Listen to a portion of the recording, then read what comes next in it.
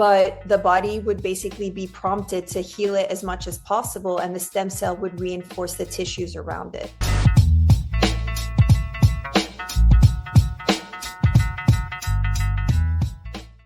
Most people think reinvention means becoming someone new.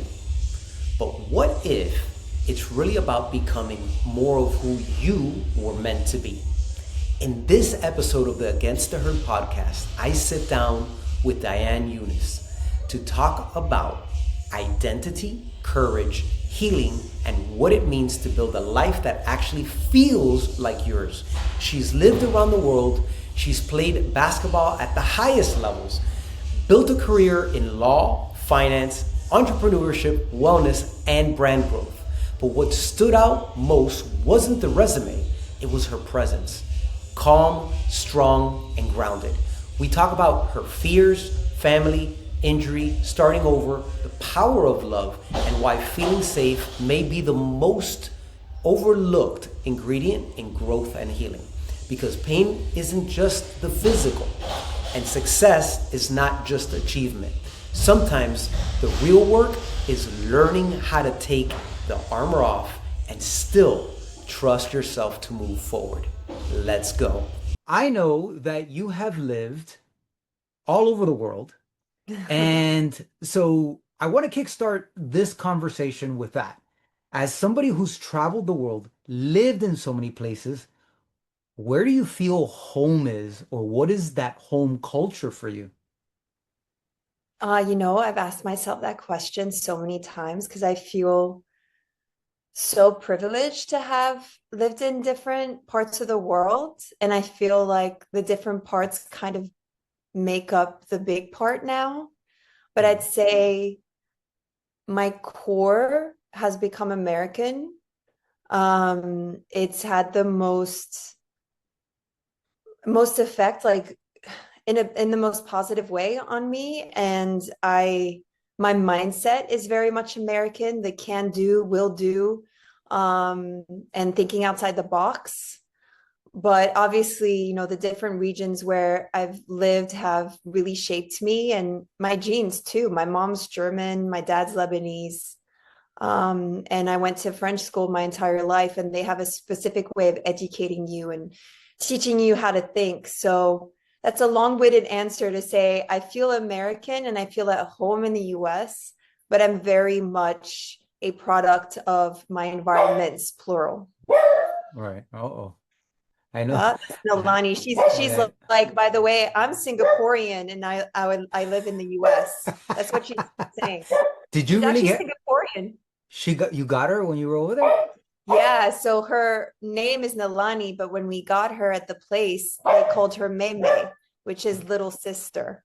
Oh my goodness. Yeah, in Cantonese. I think it's Cantonese, yeah. So, which is a dialect of Chinese. So, yeah, her real name is Mei. Um, First of all, thanks for sharing that because again, there's very few of us. I'm going to say I think you did a brilliant job of when you said I feel American at this point, and you kind of defined what that meant for you. And I'm sure different people have different definitions of what that could be because we are quite a melting pot of people. And so, as a first generation immigrant, my parents came from Cuba, and like I consider myself American with Cuban descent, but I've never lived in Cuba. I've only heard stories. I've lived the culture through my family. It's really interesting to hear how you've adopted this. And, one of the reasons we're having this conversation is because you quite literally live it. Um, and I want to tap into that, which is you've reinvented yourself many times, right? And most people cling to comfort, the thing that they know.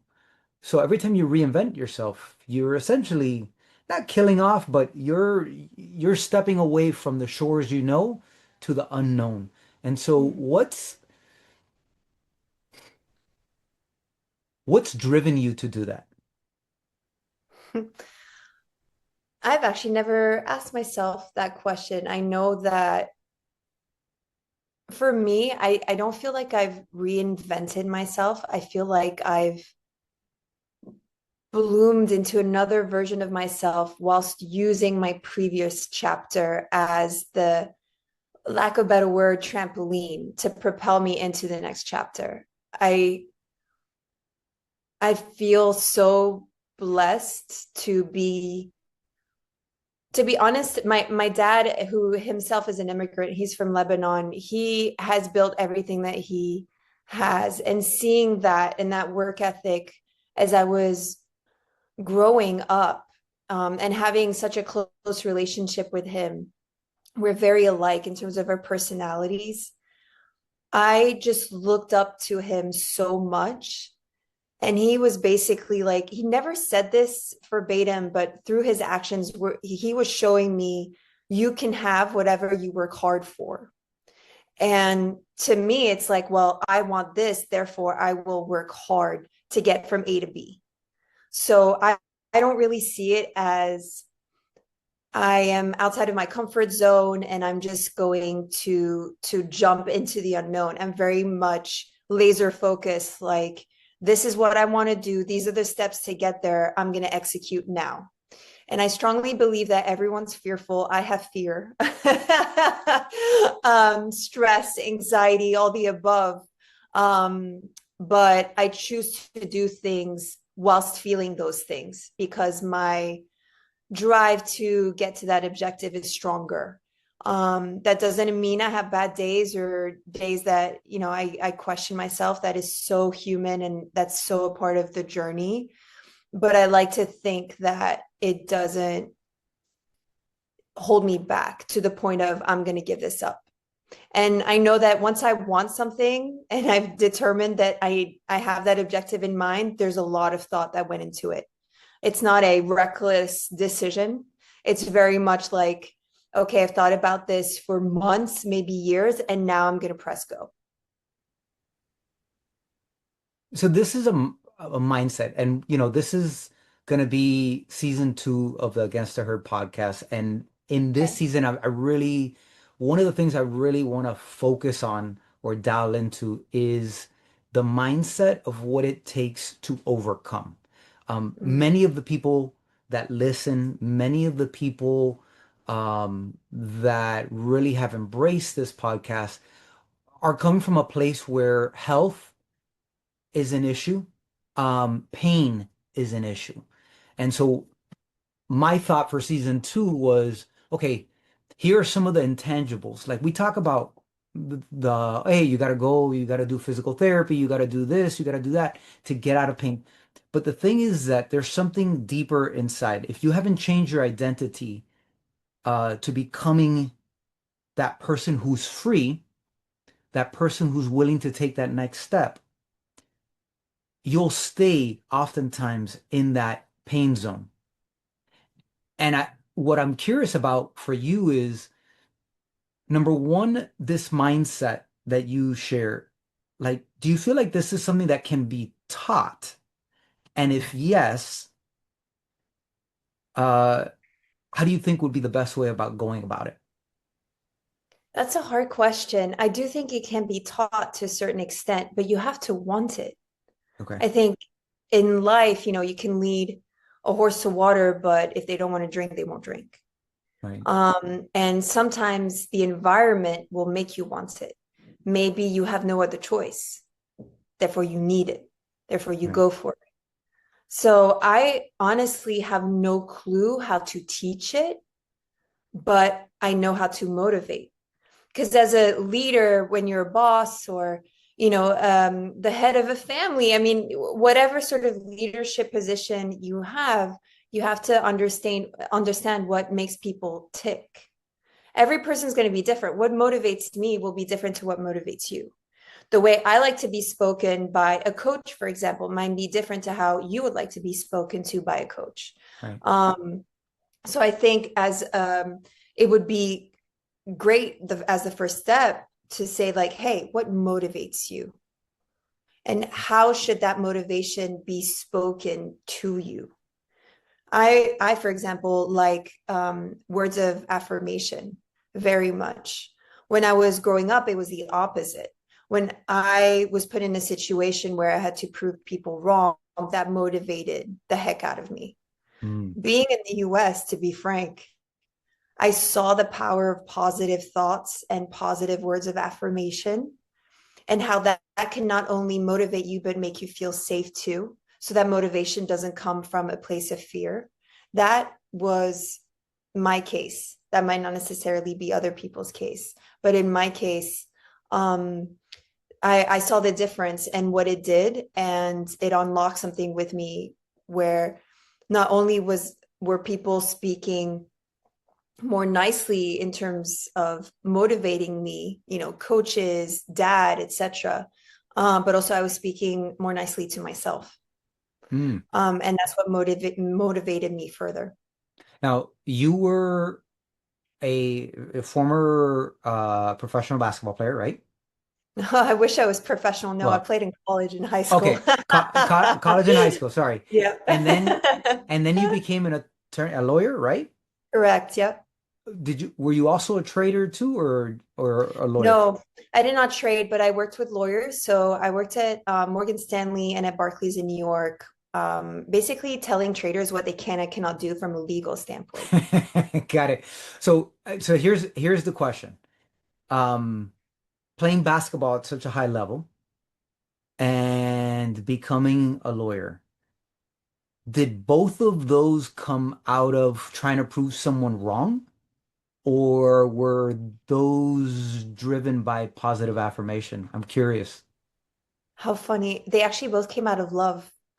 My love for basketball started very, very young. I think I was 4. We're 3 siblings at home. I have an older brother, then an older sister, and then I came. And my brother was very upset when I was born because he's like, oh no, another sister. So he made it his life's mission to turn me into a boy. And what that meant to him was to play sports with me, play rough with me, make jokes, make fun of me. And he taught me basketball. And I remember, obviously, I looked up to my brother and thought he was the coolest thing ever. I also thought my sister was cool, and I still do to this day. I think they're the coolest people in my life, other than my dad. But he taught me, like, hey, this is sports. And when my mom was cooking in the kitchen, for example, we were waiting for dinner, we would play ball games in the kitchen. And we would just play all the time, sports. We would get on the bed and like try to push each other off the bed. He would be, tell me things about my physical appearance and all this stuff. And obviously these days people can read into it and dissect it and analyze it. But what it did to me was very much, I'm used to it.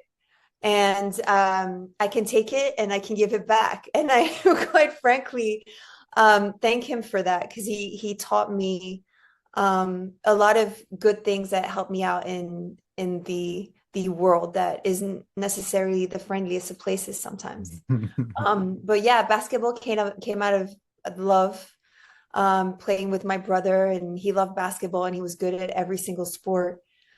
And I wanted to become an attorney actually during my parents' divorce. When I was 8, they divorced, and I remember being young and feeling like I had no voice, because no one was asking me what I wanted. No one was asking me, hey, who do you want to live with? Hey, is this new life okay with you? Hey, how are you feeling? And I remember thinking, I wish I had a voice. And then I saw this movie, I think it's called Sam. It's with Sean Penn. Yeah. This is so old. I'm showing my age, but I remember thinking, wow, kids can have a voice if they have a lawyer. Wow. So it really came out of my family dynamics and wanting to show love to kids, by giving them a voice. And of course, I have 2 law degrees, one from Canada and one from New York. And I quickly realized in my first law degree, while studying family law, that I'm not equipped to be a family lawyer. I quickly realized that you become a psychologist as well.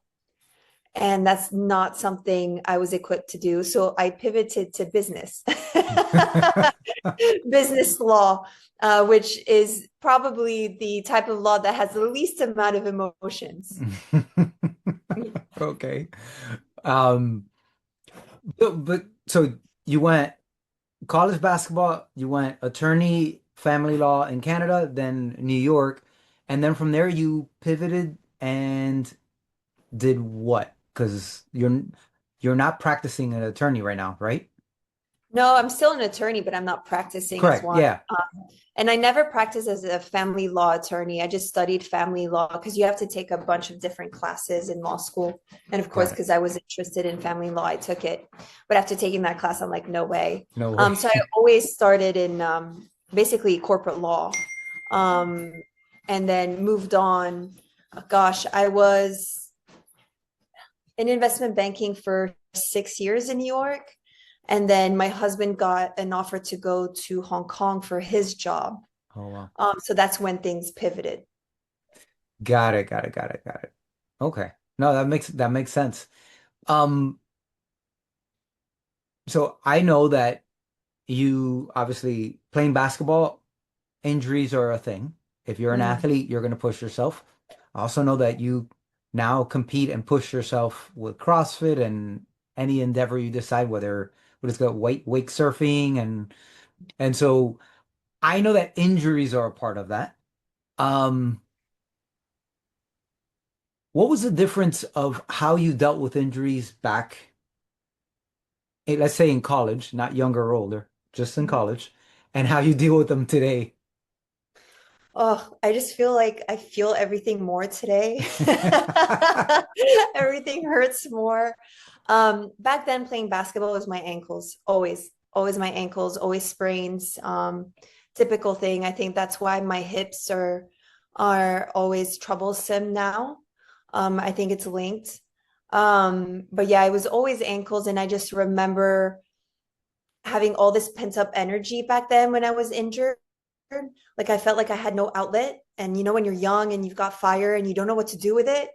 Um, but now dealing with injuries and just this year, it was my shoulder, a torn labrum in my shoulder. There was some maturity there.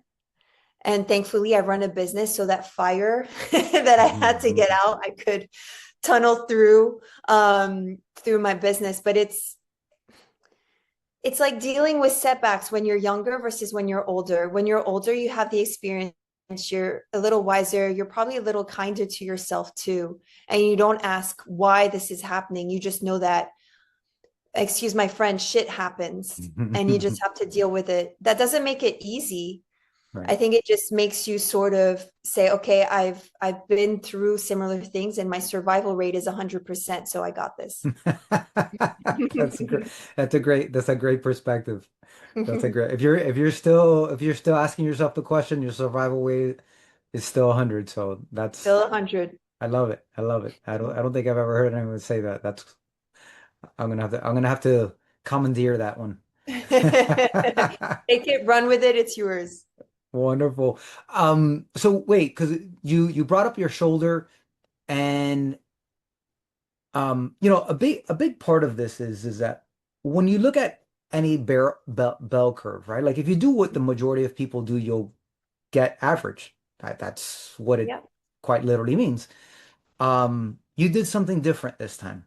The shoulder been bothering, and you did something different that radically made a bigger difference to the point where now the shoulder feels like great. Yeah. Tell me a little bit about, well, number one, what you did, and number two, the mindset going into something that is not the normal course. That's not what normal people do, right? So tell me about it. Tell me what you share what you did, and then like I want to hear the mindset going into it and why you decided to go down this path. Well, as I got older, first of all, I started investing more and more in my body. And I'm not talking just money. I'm really just talking effort, nutrition, recovery, rest, giving it grace when it needs it. And part of that is also having access to PT regularly, and also chiropractic services. I'm in it for the long haul. I'm playing the longevity game. I don't think that you should stop activities and not use your body. I think your body is meant to be used, but in a smart way. So I want to give it as much as possible in terms of setting it up for success. So I'm bringing that up because it's actually my team, my PT and my chiropractor, who both said, look, we know your shoulder's been bothering you for a while with everything that we've been doing for it. It should be better, but it's not. You need an MRI.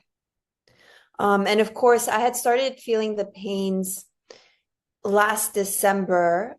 It was mostly overhead. So in this loading phase right here, not overhead. Gymnastics was fine, but it was very much as if you were doing, like, for example, strict press, this initial loading. I could feel, and it was, you know how pains, different types of pains feel different, whether it's Yes. structural, muscular, etc. I could feel this one is not, it's not normal. It's not something that's going to necessarily go away, even though I tried to make it go away and I tried to step away from those movements that hurt it. So, on top of that, my PT told me, look, I want you to go see the best of the best. His name is Dr. Goddard.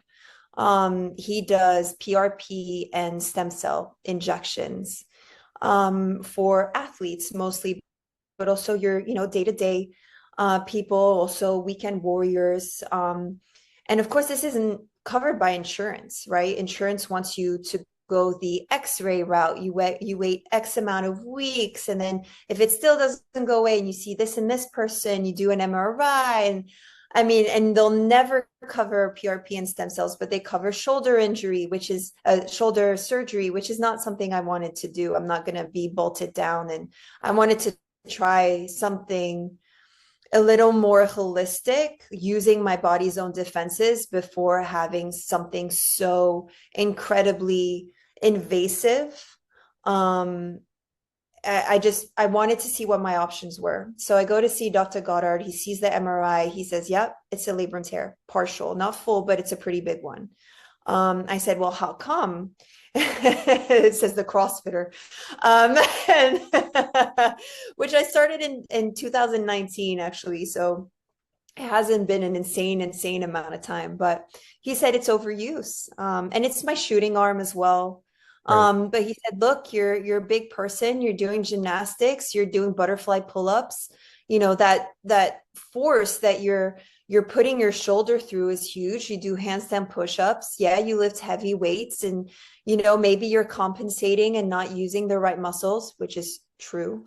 Um, and then your body did so much for so many years trying to make sure that you don't get injured, and that's why you have so much scar tissue. But yeah, it's torn.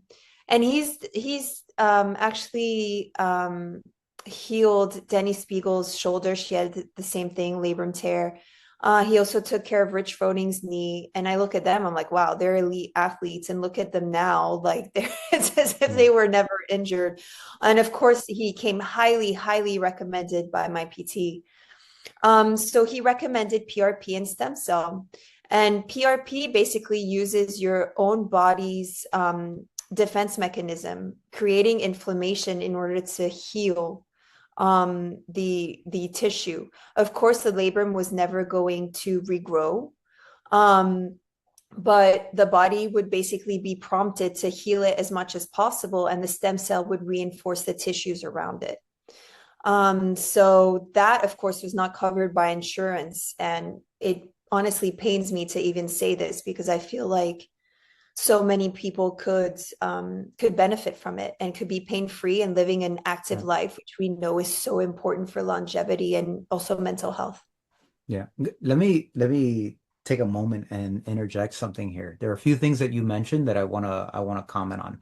Number Yep. one, this idea of like the traditional where they'll, you got to get an X-ray, then you got to do this, and before you know it, I said, a lot of people, I get it. Insurance is ridiculously expensive. And so people are like, oh, I want to use it.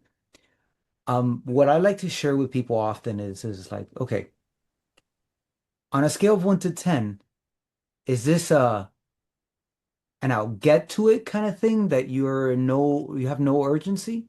If that's the case, go the insurance. It's gonna take significantly longer. You'll get you may get decent care. More often than not, it's average. It's average. Now, not everybody has the resources, but if you did, you could literally, for $250, you can get a prescription from a doctor, go see your GP, and you can get an MRI for $250 cash, Hmm. like the next day.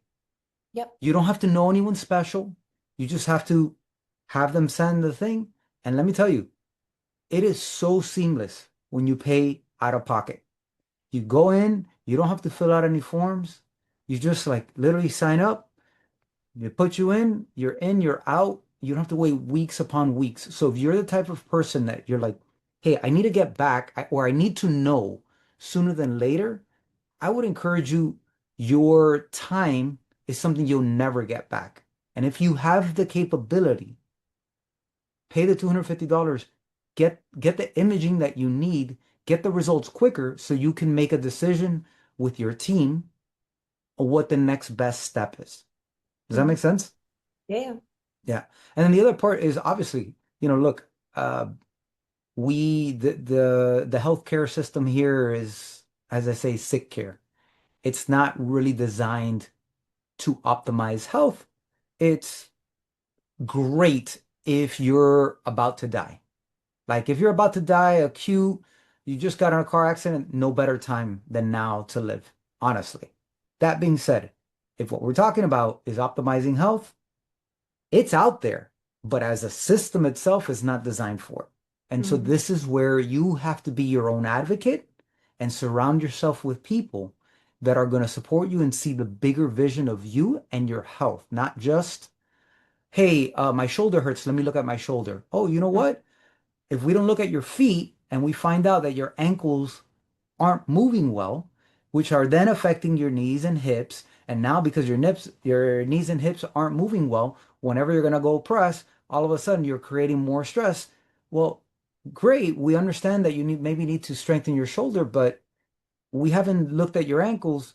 This is going to be a cycle that will continue because Hmm. you're going to remain active. You're going to keep pushing your body and keep going down that path, right? So we gotta have a bigger vision to zoom out and look at everything. Our bodies are not like a car. We're Hmm. not, we can just switch out parts. Everything interacts with everything else, and we got to look at it in that manner. Hmm. Um, Now, your company, Growth to Mindset. Hmm.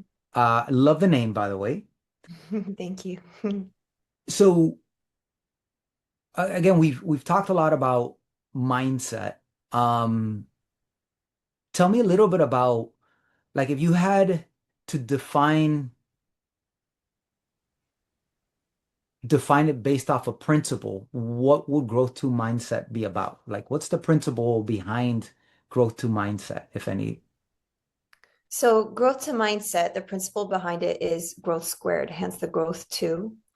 And it's growth for people and growth for brands, and it's all interconnected. Mm, The more I help brands grow, the more I help people grow because they have more options in terms of access to different brands that help them with whatever they need, whether it be nutrition, fitness, longevity. I mean, you name it, whatever fitness, sports, wellness brand does. And that's the premise of it. okay, so on along those lines, what do you see having worked here and helping brands? Like when you're looking at wellness brands, what differentiates the ones that thrive versus the ones that just kind of follow the trends? I think those who stay true to themselves thrive. Those who aren't, their message isn't clear and it gets mixed up and it goes with the flow of what's cool or what's trendy or what they think other people want. Versus those who are very much authentic to themselves and say, hey, this is who we are. We may not have a big budget because not every company has a big budget, but this is what we offer. The message is clear. This is why it's important to you. And on top of that, it's about offering things, products or services that fill a consumer's need. You cannot create a company that creates the need. The need already has to exist. You just need to fill it. That's really important. Have you worked with a company that has executed that really well, that to a point where you're like, ooh, they get it? Um, or do you know whether you work with them or not? Like, is there a company that comes to mind that kind of impressed you with how on point they were?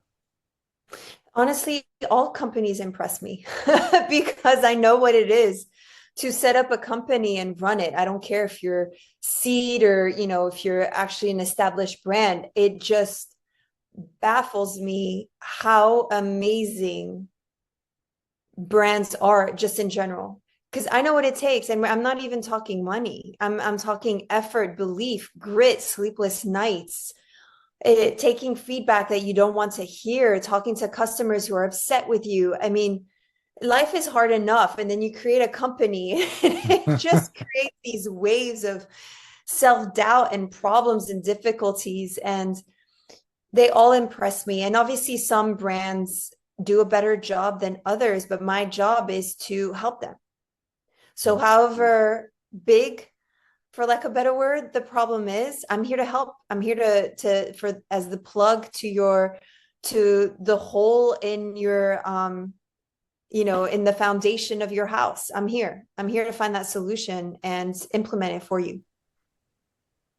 That's great. That's great. Is there, this all fascinates me because it's about connection and communication. And to Mhm. me, I think it's one of the things that makes being a human so exciting is being able to communicate. I love having conversations with people. I love being able to pick up on body language, on picking up on the conversation that's not being said. Mhm. And it's wonderful when you look at a company that can do that with an image, can do that with, with 5 seconds or 10 seconds, a quick little video, and you're like, ooh, that just that like it. Sometimes it's like you may not be this is your vibe or your this is your field, but like we've all felt it where it's like, ooh, this Mhm. this company they got it. They nailed this point, right? Well, look at Nike. They've been doing this for years where the spotlight, how they got big was that they shifted the spotlight from athletes to your everyday people. Right. You started seeing ads on everyday people. So when I see someone who looks like me running or playing basketball in Nikes, I'm like, oh, okay. So they're just like me. You can identify yourself with them. And they talk in these ads about the struggles of trying to be your best, right? Just do it. Right. It is so smart. And then you look at Apple, not sports or wellness related, but you look at Apple. Apple kind of did the same thing. Instead of saying, hey, we have this super complicated machinery, like we're super high tech, instead they're like, no, we have this dumbed down tech that you can use every day. Right. So they put the focus on your everyday people too. And the marketing genius that came from both is just insane. And still to this day, Nike, yes, they will obviously feature athletes, but they always bring it back to core issues and core values that your everyday person feels. And that's probably, someone who's just trying to be their best, someone who's just trying to push through their own limits. And it's just beautiful to see. And to this day, I think Nike is one of the most recognized brands worldwide. And having grown with Apple, as they became what they became, I mean, I remember having my first iPods. I don't know the big Mhm. ones. I don't know if you remember those. Oh yeah, Um, it's just beautiful to see. I used to walk around with Discmans. Do you remember those? I Playing do. CDs on my way to school, and it Yeah, would jump, and it like you would would have jump to, yeah. exactly. Then you got iPods, like, whoa, mine was pink and amazing. And now they're so tiny, now you don't need an iPod because you have your phone. I mean, it's just to see companies innovate, reinvent, but also keep their core messaging so tight and so authentic and make someone like you and I feel like they are talking to us. Genius. All right, so anybody who's been sitting down or running or doing whatever as they're listening to this, uh, can hear the certain level of calmness. Like you walk into a room and like you said, you're what, 6 foot what? I'm You're six tall. foot. You're We're not six going to foot. add. I'm Okay, you're six 6 foot. All right. So you're 6 foot. And foot. you have you have a way of projecting um a calm yet powerful presence in any room that you're in. Um, it's it doesn't feel intimidating, but it feels um I'm going to use the word stable, but maybe that's not the best one. It feels like it fills the room with positivity, if you want to put it like that. So there's like a stabilizing presence that is both calm and stable. I don't know if that's on purpose or if it's intentional, but I'd like to ask, how do you cultivate that duality of both calm and strength at the same time? First of all, that's a very nice compliment. Thank you for saying those things. It's really nice to hear that. I think that being anything other than your true self is so tiring and not worth it. I really, it's actually with age I've come to realize that no matter what you do in life, whether you do something, not do something, whether you wear something or wear something different, people will always have their own opinions. Right. And you can't please everyone, so I might as well be myself. And I completely mean that. So I'm genuinely happy to be doing what I do, to talk to people. I have bad days, everyone does. Right. Um, but I look at my life and I'm so incredibly grateful for opportunities that I've had, the people in my life, my job. I absolutely love doing what I do. And I just try to focus on that as much as possible. And it really came from a bad time in my life when I was in Asia during COVID. For a good 2 years, I was really, really sad. And I couldn't figure out why, but it really just stems from the harsh COVID lockdowns in Asia and that lack of maybe control or also the big wave of hopelessness that came over because you couldn't go outside, you couldn't see people, I couldn't go to the gym. I had to close my business because after 6 years, because it was an in-person business. And in Asia, it was lockdown after lockdown. I mean, what you guys experienced in the US and in Europe was very different, albeit hard for everyone Right. all over the world. But in Asia, again, every country in Asia did it a bit differently. But I was in Hong Kong and Singapore, and it started there and it ended there. Right. So it was a very long time. And I remember having to work out once the gyms were open with masks, couldn't breathe. All I did was inhale my own CO2. I mean, all these things compounded. Right. And for a good 2 years, I was not myself. And it felt like a light had been turned off. And what got me through that time was very much realizing and grasping onto the little things that made me happy. And it started very, very small. I would journal and say, what am I grateful for today?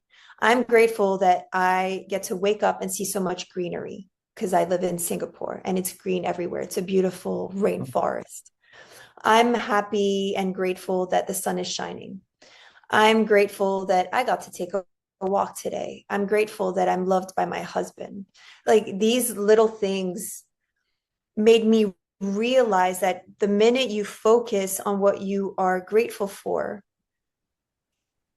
you start seeing the world differently. You don't focus on what you don't have, you focus on what you do have, and you realize you have an abundance of happiness and love, and it can be the most simplest of things.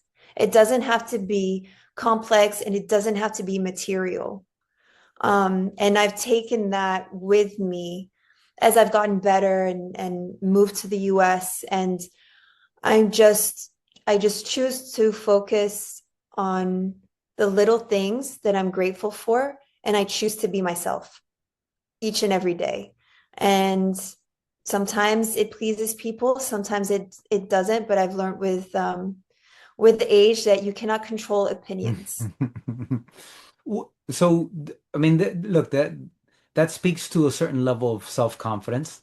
So, this idea of being yourself, did you find a time where you were trying to figure that out or weren't being yourself? And how did that affect you? Yeah, in the corporate world, you have to have an armor on all the time. The closer you get to money, the thicker the armor needs to be. And I found myself in an environment where cortisol was so high all the time. And I took a step back. I'm like, is this even worth it? Like, I have to be this in survival mode each and every day. Is it even worth it? And you become like that. It's like what I like to say is, in New York City, everyone walks super quickly. And if you don't, you'll just get trampled on. Yes. Corporate world is the same thing. You start walking the same, otherwise you'll get trampled on. And after a few years, I just thought, this is not for me. This is not who I am. And funny enough, it's so funny how life turns out. My husband got that job in Hong Kong, and as soon as we moved there, I saw a hole in the market, and I just went for it and built my startup. And that's where I kind of became me and more creative, and I wasn't siloed into a specific list of tasks. Being an entrepreneur, I tend to compare it to my mom was very artistic. And as a kid, she would always have a closet full of stuff, like materials that I could make stuff out of or draw. And she would just open the closet up and she had a table right next to it. She said, "Okay, Deanne, do whatever you want." And I would look at it and I would say, "Okay, I'm going to take this and I'm going to take that. I'm going to build a robot and it's going to be this color and I'm going to draw this on it." And I would create. And it was the happiest I ever was. I love to create. And entrepreneurship is the same. You have a closet, you have stuff. Okay, you have this budget, you have these constraints, but this and this and this is available, whether it's your expertise or whether it's people that are available to you, whether in your network or people who can actually do things like content creators, etc. And you have customer problems and you have solutions and you put it all together and you create. And that's what I found in Asia when I created Sponge, my lifestyle tech startup. I found pure happiness being creative, and I still do to this day through my consulting firm. That's great. I guess looking back, you've mentioned some, but I'm curious, um, where would you say you've gone against the herd? Like push back on the regular flow of what everybody's doing and kind of march to the beat of your own drum. If you ask my family, it probably started in my teenage years. Okay. As a kid, I was very, very shy and very quiet, just wanted love and cuddles and would go from my dad to my mom, just getting cuddles. And I was always a good student at school, and it was all about doing my homework, etc. Um, Never colored outside the lines, but then my teenage years kicked in and I was still very studious. And number one focus was always my grades because I knew I had to set myself up for success for my career because that was always my priority. Um, because I believed in myself and I thought, okay, I can do it. I just need to work hard. My personality started forming and I started saying no. And I don't know, since then, I just kind of listened to my gut a lot, but I'm also surrounded by love. I think having grown up in a household where my dad never said, "You're a girl, so that's different." He always said, "This is what you bring to the table. Put in some hard work, you'll get there." I just felt very safe growing up. And I don't mean in a physical way, I mean in an emotional way. Yeah. And that kind of gave me the confidence to listen to my gut. And even, for example, telling my dad after going to law school twice. And then, having worked in the corporate world, telling him, look, hey, dad, I'm moving to Asia, which is very far away from you. And at the time I told him it would be 2 years. It ended up being 7, but the plan was very Wow. much 2 years. And I'm going to start my own business. I'm quitting investment banking. And I was very fearful of his reaction because I thought he's put so much work. I mean, this is an immigrant who didn't have much at all, who put all of his children through college in the US. This was his dream. He wanted to study medicine in the US, but didn't have enough money. So he studied very, very, very hard, graduated first in Lebanon, got a scholarship to go to France to become an engineer. So he's my hero. I always start my voice starts trembling when I start talking about him. But he put all of us through college in the US. So here I am telling him, thanks for the 6 years of the corporate world, but I'm gonna do my own thing. And you know what he said? He said, I love you, and I did a good job as a dad because I have raised the woman who is confident enough to, one, do what she wants, but also two, travel to the other end of the world and live her own life. And that to me just shows, it just reflects the upbringing that I've had, that I was privileged to have with my dad. And that's Yeah. very much love and belief. And he will forever be my hero. Thank you so much for sharing that. That is very powerful, and I can obviously, um, I can see how much it means to you. I also want to bring this up because I want to swing it back to healing and the importance of being in an environment of love. Uh, and love can take on many facets. When you are injured, when you are in pain,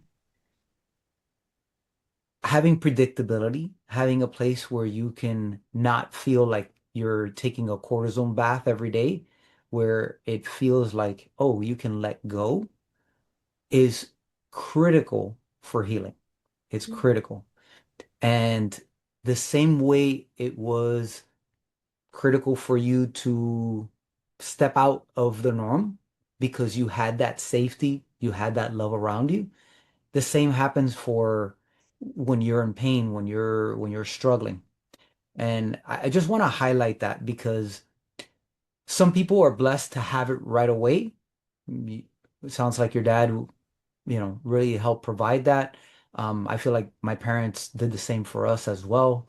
I was sure that my dad was my hero or is my hero. So I definitely get that that feeling that you're sharing. Not everybody has that, but when you're in a place where you almost feel like your body's holding you hostage, finding the right people, finding the right environment so that that nervous system, that cortisol can come down, your Mhm. body can shift from the sympathetic to the parasympathetic nervous system.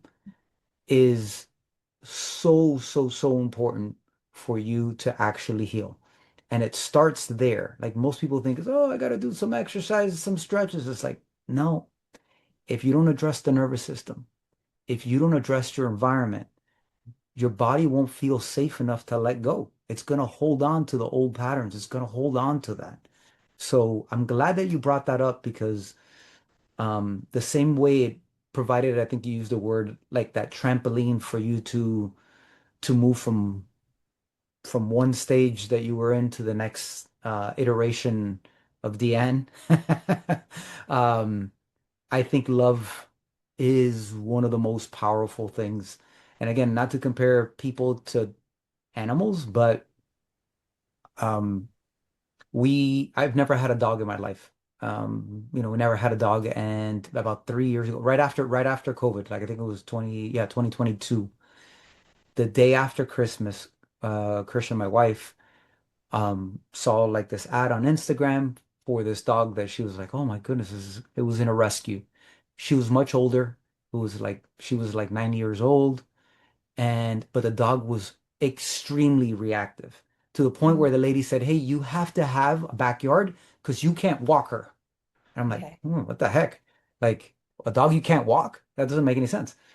Mm, So the lady comes and brings the dog. The dog was amazing with people right from the beginning, waggy tail, loves people, licks them. And before she leaves, she looks at me. She goes, here, why don't you guys foster the dog? Just hang on to the dog for a week or two, see if it's going to be a good fit. And before she leaves, she goes, I could already tell you're going to walk the dog. She goes, listen, the dog is really reactive. So if she sees another dog or a cat or anything that's moving around, that's an Mm, animal, she's going to go ballistic.